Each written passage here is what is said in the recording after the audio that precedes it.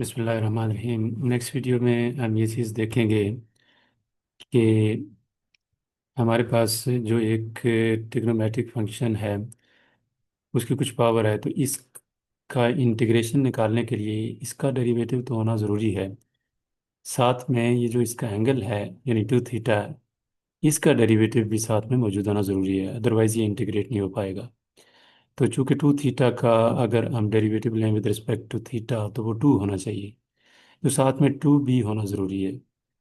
तो चूंकि टू नहीं है इसलिए हम टू से मल्टीप्लाई करेंगे और उसको काउंटर करने के लिए फिर टू से डिवाइड भी कर देंगे।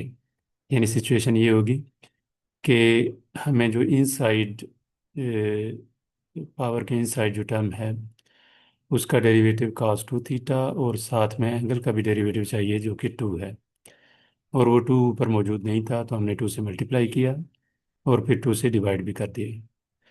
अब जो पावर के इनसाइड टर्म है यानी साइन टू थीटा, इसका कंप्लीट डेरिवेटिव मौजूद है which is two cos two theta, इसलिए हम इसकी पावर में एक ऐड कर सकते हैं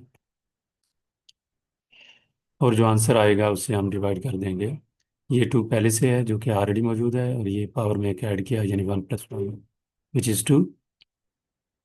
तो ये इसका फिर आपके पास आंसर आ गया। नेक्स्ट एग्जांपल में हम इसकी पावर इंक्रीज कर देते हैं। फर्स्ट करें ये टू है और इसका एक मल्टीप्लिकेटिव फैक्टर जो कि है वो थ्री थीटा है। अब इसका जो डेरिवेटिव है पावर के इनसाइड जो टर्म है which is sine three theta, उसका डेरिवेटिव होना चाहिए cos three theta into derivative of angle which is three, जो कि थ्री यहाँ पे मौजूद नहीं है। अब आप क्या करेंगे, थ्री से मल्टीप्लाई भी करेंगे और थ्री से डिवाइड भी करेंगे। तो फिर चूंकि इसका डेरिवेटिव साथ में कंप्लीट मौजूद हो जाएगा, अब आप इसकी पावर में एक ऐड कर सकते हैं विच is two plus one three, और उसी टर्म से आप डिवाइड भी कर लेंगे।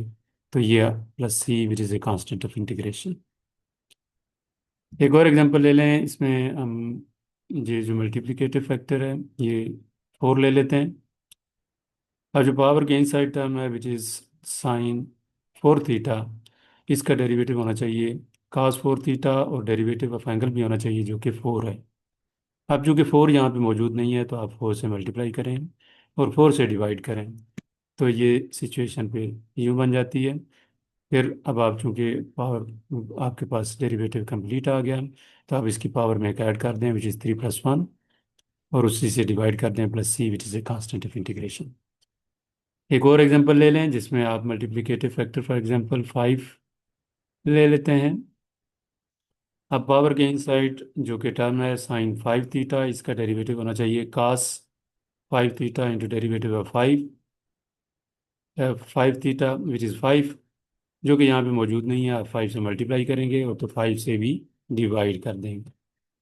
अब चूंकि डेरिवेटिव इसका कंप्लीट आ गया, अब आप इसकी पावर में एक ऐड कर सकते हैं यानी फोर प्लस वन, और उसी से आप डिवाइड कर सकते हैं।